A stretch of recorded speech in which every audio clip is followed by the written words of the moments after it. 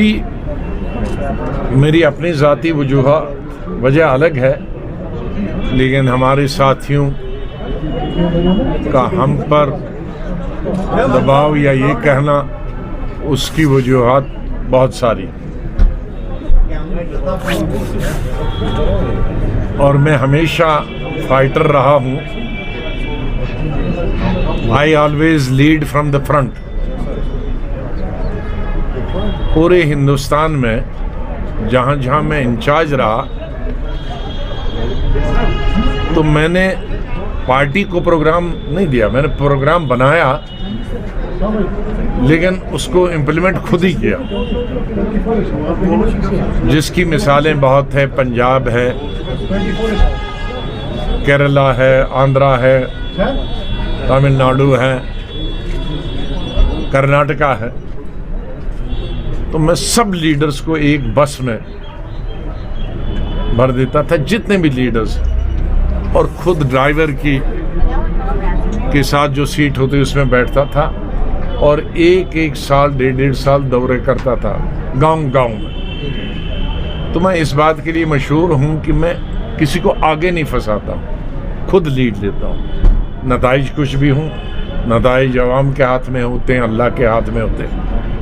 इसी तरह से अगर मैं यहाँ साथियों को कहा तुम इलेक्शन लड़ो, तुम इलेक्शन लड़ो, तो वो कहेंगे कि खुद तो यहाँ बैठे हैं, खुद इलेक्शन नहीं लड़ते हैं। तो इसने कहा कि I should lead from the front. ये तो एक वजह है, ताकि पार्टी का मोराल भी बढ़े और सीट भी जीतें।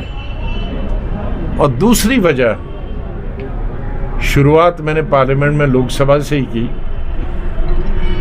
लेकिन उसके बाद ज़्यादातर मैं राज्यसभा में रहा। तो राज्यसभा में न सिर्फ जम्मू कश्मीर के लोगों को मालूम है, बल्कि पूरे हिंदुस्तान के लोगों को मालूम है कि राज्यसभा कोई भी दौरा है, मैंने कोई कसर नहीं रखी है हिंदुस्तान के अवाम के लिए या रियासती अवाम के लिए लड़ाई लड़ने में, वो हमारी अपनी गवर्नमेंट हो या बीजेपी की गवर्नमेंट। मैं सोचता हूँ एक लड़ाई लोकसभा में लड़ने की जरूरत, उसकी मिसाल मैं देता हूँ। ताज़ा तरीन, अभी 4-5 साल ही हुए, जब हमारा सबसे बड़ा असासा स्टेट का स्टेटहुड 370 35A, ये अचानक आनन फानन में हमसे छीने गए।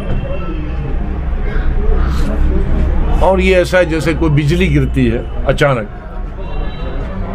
बरसात में, उस तरह से ये बिजली, सियासी बिजली गिरी। उस मायूसी के आलम में मैंने वो बिल भी नहीं पढ़ा था, और मैं 4 घंटे नीचे ज़मीन पे बैठा, शायद मैं ज़िंदगी में 4 घंटे पहली दफ़ा, और शायद पार्लियामेंट की तारीख में भी कोई लीडर अपोजिशन या आम एमपी भी 4 घंटे ज़मीन पे धरने पे बैठा। और उसके साथ ही एक मेरा बाहर निकला वॉशरूम जाने का, उसने कहा आप पर तो ये टेलीविज़न दिखाता ही नहीं, किसी को पता ही नहीं आप धरने पे। तो फिर जाके मैं अपनी सीट से मैंने कहा कि मैं बोलूँगा, चेयरमैन ने इजाज़त दी। वो आप तकरीरें रियासत के सब लोगों ने सुनी, और उसके बाद लोगों ने एक ही तकरीर सुनी है। तकरीर मैंने 6-7 तकरीरें, क्योंकि वो कानून बाद में एक एक करते आए, वो तो इंट्रोडक्शन करते कि बिल जब पास हुआ तो मैंने बहुत सारी तकरीरें की। और फारूक साहब ने मेरी एक तकरीर का भी एक पब्लिक मीटिंग में जिक्र भी किया था, तो किस तरह से मैंने दूसरी स्टेटों के मुकाबले में कहा कि हमने कितनी तरक्की की है 370 में ही। ये कहना गलत होगा कि हमने तरक्की नहीं की। तो मैं सोचता हूं कि अभी ये लड़ाई अभी लॉजिकल कंक्लूजन पे नहीं पहुंची। उस लड़ाई का ये फ़ायदा हुआ कि वज़ीर आज़म ने और होम मिनिस्टर ने हमारी वो रिक्वेस्ट मंजूर की कि स्टेटहुड देंगे, जो कि पहले उड़ा ली थी। उस लड़ाई जो जद्दोजहद हमने 1 महीना की, स्टेटहुड माना। लेकिन आजकल जो चिमनगोइयाँ हो रही हैं कि स्टेटहुड देंगे लेकिन वो दिल्ली जैसी स्टेटहुड होगी, पौंडीचेरी जैसी स्टेटहुड, मतलब लॉ एंड ऑर्डर भी गवर्नमेंट ऑफ इंडिया के पास होगा, गवर्नर भी होगा, लेफ्टिनेंट गवर्नर भी होगा, चीफ मिनिस्टर भी होगा, और हर फाइल, हर कैबिनेट का फैसला लेफ्टिनेंट गवर्नर के पास। तो वो हमें मंजूर नहीं, गुलाम नबी आज़ाद को मंजूर नहीं, और शायद जम्मू कश्मीर का हिंदू, मुसलमान, कश्मीरी, पहाड़ी, गोजरी किसी को भी वो मंजूर नहीं।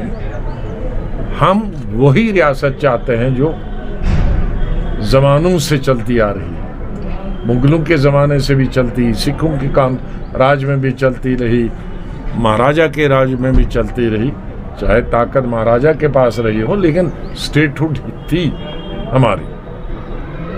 उस स्टेटहुड की इससे पहले के इलेक्शन असेंबली का कभी हो जाए 6 महीने बाद, 8 महीने बाद, साल बाद, और फिर उस वक्त हम कहेंगे हमारे हाथ में कुछ नहीं है, ये तो स्टेटहुड तो मिल गई, गवर्नमेंट ऑफ इंडिया ने तो वादा किया, लेकिन ये कैसी, ये तो लंगड़ी लूली स्टेट। उसके लिए मैं पार्लियामेंट में अपनी पूरी ताकत, अपनी पूरी ज़बान, अपने पूरे इन्फ्लुएंस का इस्तेमाल करना चाहता हूँ कि हमें स्टेटहुड मिले। उस स्टेटहुड से जो उससे कनेक्टेड चीज़ें हमसे छीनी गई हैं वो भी आएंगी, जैसे 35A उससे कनेक्टेड है। तो 35A में जब तक था 35A तो बाहर वाला ज़मीन नहीं खरीद सकता, बाहर वाला नौकरी नहीं कर सकता, क्योंकि हमारी नौकरियां महदूद हैं। वो भी आज बाहर से आ जाएंगे तो हमारे बच्चे वैसे ही लाखों में, हमारी लड़कियां, हमारे लड़के बेकार हैं, बेरोज़गार हैं। तो अगर उसमें भी हमें 150 करोड़ लोगों के बीच में छोड़ा जाए, समंदर में छोड़ा जाए, तो हमारे हिस्से में एक छोटी सी मछली हाथ में आएगी। मछलियाँ नहीं आती। लड़के लड़कियों की अगर ज़िंदगी हमने बचानी है, उन ख़ानदानों की ज़िंदगी हमने बचानी है, तो हमने एम्प्लॉयमेंट सिर्फ जम्मू कश्मीर के लोगों तक ही महदूद रहे, वो करना। तो स्टेटहुड अगर हमें मिले, 35 एक पार्लियामेंट ने ख़त्म किया, लेकिन स्टेट गवर्नमेंट भी कानून असेंबली में बना सकती है कि वो बाहर वाला नौकरी न करे, बाहर वाला यहाँ ज़मीन न खरीदे। तो स्टेटहुड से एक तो वो स्टेटहुड के फ़ायदे, और इमीडिएटली उसका फ़ायदा होगा 35A में जो प्रावधान है, जो चीज़ें हैं, हम वो खुद कर पाए। चौथी बहुत इम्पॉर्टेंट जो चीज़ है वो हमारी बिजली।